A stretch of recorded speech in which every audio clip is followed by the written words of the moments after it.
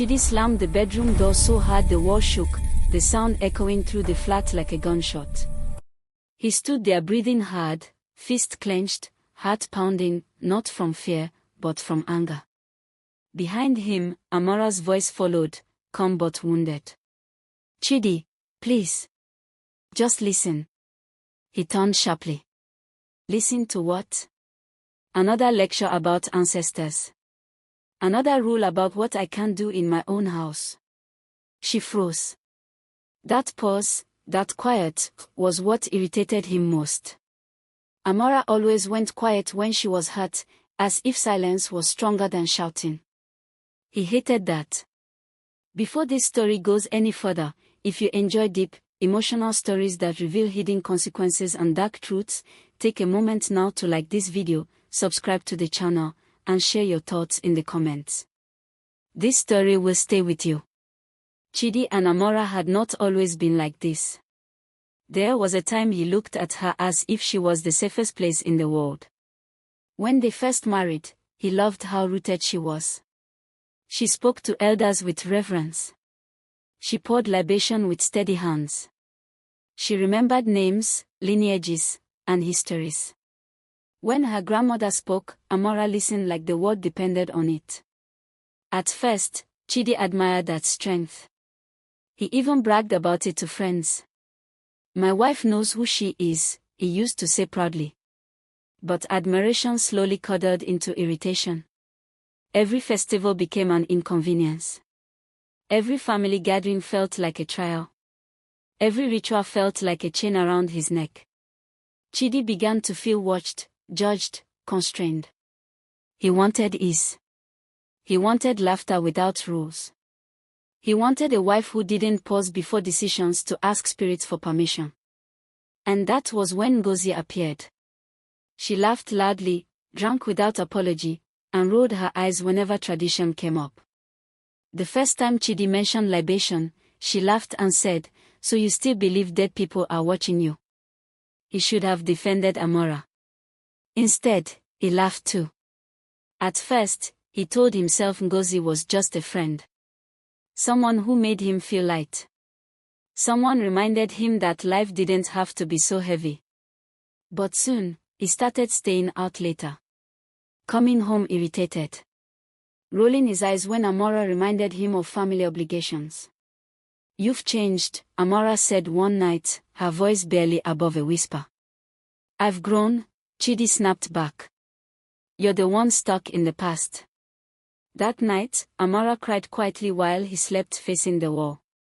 The breaking point came at her grandparents' 50th wedding anniversary. It was a massive celebration. Elders gathered. Drums sounded. Prayers filled the air. Amara moved through the crowd gracefully, greeting relatives, ensuring everything was perfect. She wore a soft smile that didn't quite reach her eyes, hope flickering behind it. Chidi sat beside her, phone in hand, texting Ngozi. "Are you even present?" Amara whispered. He sighed loudly. "Do we really need all this drama?" When libation was poured, he yawned openly. When elders prayed, he chuckled under his breath. When Amara's grandmother rose to speak, Chidi stood up and walked away to answer his phone. The silence that followed was not normal silence. It was heavy. Pressing. Even the drums stopped. Amara's grandmother stared at Chidi with eyes that looked far older than her body. "Young man," she said slowly, "you cannot mock what protects you." Chidi shrugged. "With respect, Mama, this is just tradition. Not everyone believes in these things." The old woman nodded once. "Then you will learn without belief." That night, Amara packed her things. The divorce was quiet. No shouting. No begging. When Chidi signed the papers, Amara looked him in the eyes for the last time. "I will never take you back," she said softly. "Not because I hate you, but because I love myself." As she walked away, Chidi felt a chill crawl up his spine. He ignored it. Ngozi left him 3 months later. "You're too heavy," she said casually. All this emotional baggage. I just want to enjoy life. Chidi laughed bitterly as she walked out. Then Thandiwe appeared. She was everything he thought he wanted. Beautiful. Calm. Agreeable. She laughed when he laughed, nodded when he spoke, and never once challenged him. When he talked about work, she listened. When he complained about Amara, she agreed without hesitation. They married quickly. Life felt easy again. Until one night, at exactly 3 a.m., Chidi woke up and realized Thandiwe wasn't beside him. He sat up. She was standing in the corner of the room, facing the wall. Not moving. Not breathing. Chidi called her name softly. Thandiwe. She didn't respond. His heart began to race. He swung his legs off the bed and stepped closer. Thandiwe. Slowly, mechanically, she turned her head. Her eyes were open, empty, unblinking. I'm here, she said. Her voice was calm. Too calm. Why are you standing there? He asked. You were asleep, she replied. I didn't want to disturb you. He reached out and touched her arm. Her skin was cold. Not cool, cold, like something that had never been warm. Are you okay? He asked, forcing a laugh. I am exactly what you want me to be, she said. The next morning, he tried to rationalize it. Maybe she sleepwalked. Maybe he imagined it. But the signs multiplied. She never ate. When he asked, she smiled and said, I'm not hungry. She never slept. He tested it, pretended to fall asleep, then opened his eyes minutes later. She was always awake, staring at the ceiling. She had no friends. No family. No past. When he asked about her childhood, she tilted her head and said, You never asked Amara about hers. That name made his stomach twist. If you're still watching and this story is pulling you in, pause for a second. Like the video, subscribe if you haven't, and comment below if you believe some lessons come only when it's too late. One night, he shouted, Don't you have opinions of your own? She smiled. I like what you like. Fear began to replace satisfaction. Chidi searched the house while Thandiwe stood silently behind him. Under the bed, he found a small clay figure wrapped in strands of his hair. His knees buckled. There was a letter beneath it. Amara's handwriting. He read with shaking hands. Grandmother, I release him. Not to punishment, but to understanding. Let him live with the absence he demanded.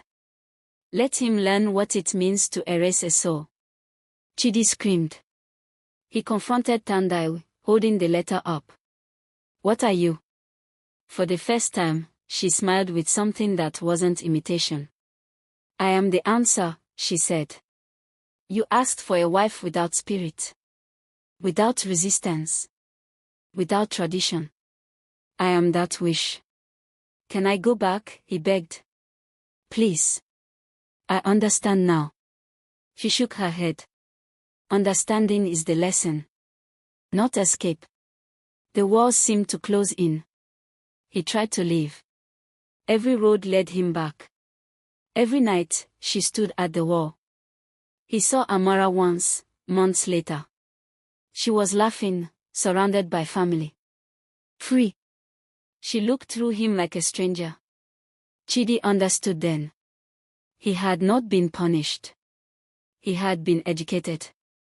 Years passed, but nothing changed. Thandiwe remained perfect and empty. She responded when spoken to. She agreed when addressed. At night, she stood awake, watching nothing. At dawn, she returned to bed as if she had never moved. Chidi stopped screaming. He stopped begging. Understanding settled into him like a weight he could never lift. Sometimes, he spoke aloud, not to Thandiwe, but to the air. I didn't know, he would say. She would answer calmly, you knew what you wanted. The house felt hollow. Sound didn't echo properly anymore. Time felt stuck. On rare days, he saw Amara from afar. She always looked lighter. Grounded. Protected. She never looked back. That was the deepest cut. Chidi now tells this story not for sympathy, but as warning. If you have something real, cherish it. If you are loved, respect it. Some doors close forever. If this story moved you, disturbed you, or made you reflect, like the video, subscribe for more stories like this, and comment below with your thoughts. Because some lessons don't end. And some wives were never human.